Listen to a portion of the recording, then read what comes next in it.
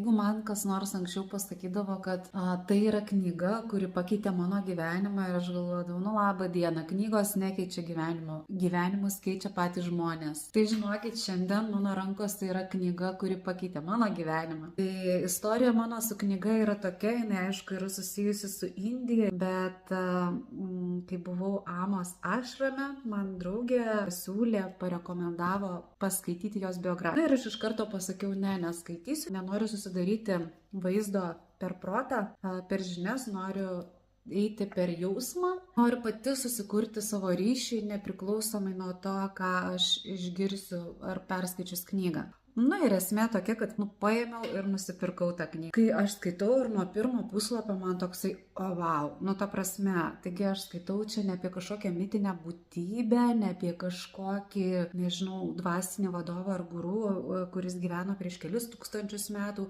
Aš kaip ir galiu suprasti, manau, kad buvo Buda, kad jisai buvo kaip žmogus, kad buvo Jėzus, bet jie vis tiek man kažkokie tolimi ir nepažinti. O čia realiai skaitau apie žmogų, kurį vakar buvau apsikabinus, kurį matau kiekvieną dieną, kuris kiekvieną dieną kalba, man kalba, mums kalba su mumis. Ir skaitau apie tų žmonės, kurie irgi šiuo metu dalis iš jų sėdi šitoje salėje manim ir man tiesiog išsproginėjo, žinokit, tai va, viskas galvoj, smegeniniai, šakės. Ir aš visai norėčiau padaryti su jumis pasidalinimą iš mano kelionės apie Indiją internetu arba gyvai, jeigu norėtumėt, parašykit, pakomentuokit. Ir noriu pasidalinti ištrauką iš tos knygos arba sakiniu iš šios knygos, tiesiog va, atverčiau puslapį.